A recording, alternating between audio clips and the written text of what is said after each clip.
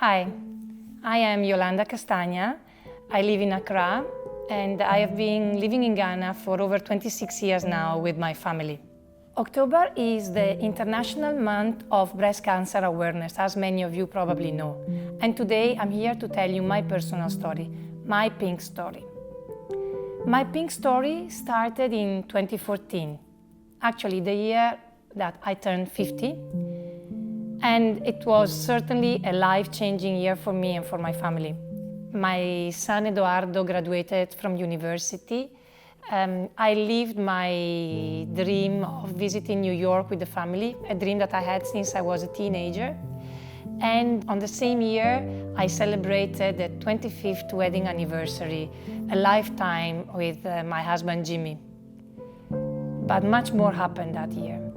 Jimmy underwent a coronary angioscopy, and that was definitely a wake-up call. And a few months later, I found out that I had breast cancer. How could that happen to me? I asked to myself so many times. I always lived a healthy life. I did my checkups every year, apart from one. I couldn't do my checkup in 2013. And irony is that then in 2014, I found out that I had this breast cancer. Many pink fighters out there will agree with me that the very first feeling you have when you're told you have a breast cancer is a feeling of terror, followed by a sense of defeat and a sense of guilt. Then the journey starts, and it's a horrible journey. All you can do is to allow for things to happen to you and around you, and just try to find normality in a life that does no longer belong to you. I don't know where I found the strength to fight, but surely the main motivation was my family. They all came closer to me to help me silently to fight this horrible battle. The strength definitely comes from within. I remember thinking, I need to make it. I need to fight this battle because my family need me to. And that's indeed what happened. I was always trying to find things to do with my hands or with my mind, to be busy, not to be thinking about what I was going through. And that was probably a way that helped me get out of the worst part, which I think is the psychological part of living with a cancer. Probably that's when, in my mind, I started conceiving an idea that came quite a few months later. A couple of days after I came back from the hospital, our daughter Elisa revealed that she was expecting a baby. And that was a shocking news, shocking to me and shocking to my husband as well. We thought we had already enough to deal with, and this was not taken as a good news. Little did we know that rather that was a blessing. That was the bright light ahead of me that gave me a reason to live for. And in fact, that light is our grandson, Karim, our blessing. Then the worst part of the journey started. That was the chemotherapy. At least that was the worst part of the journey for me. I was no longer myself. I was emotional, always on the edge, lethargic. It was very difficult to believe that I would have made it. But again, family helped me, the strength.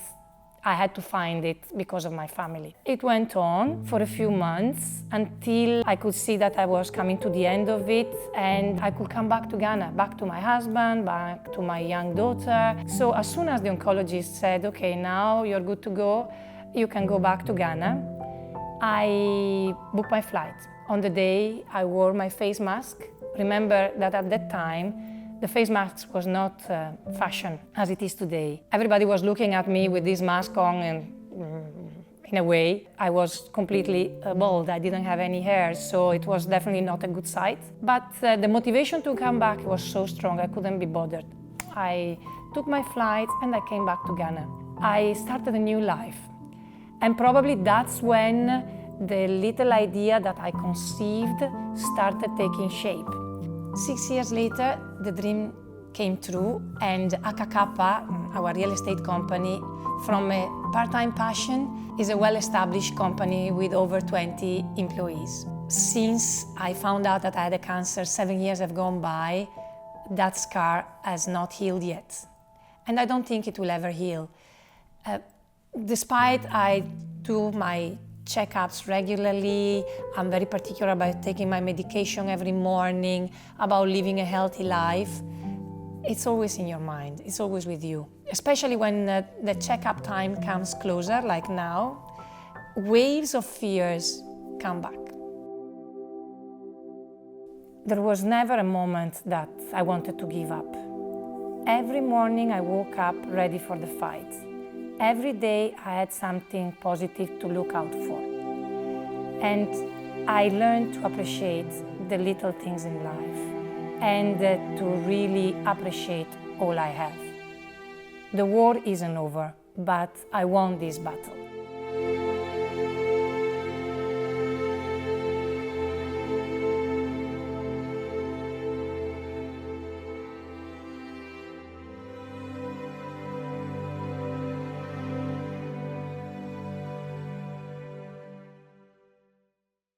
What is my message here today? Why am I here to tell you my pink story? I want as many women as possible to know that early detection saves lives. In my case, would have made my journey much easier.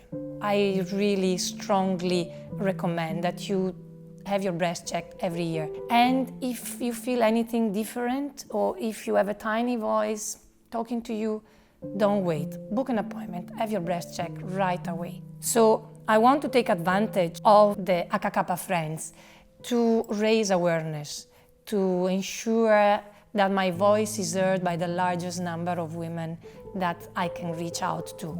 This is my pink story.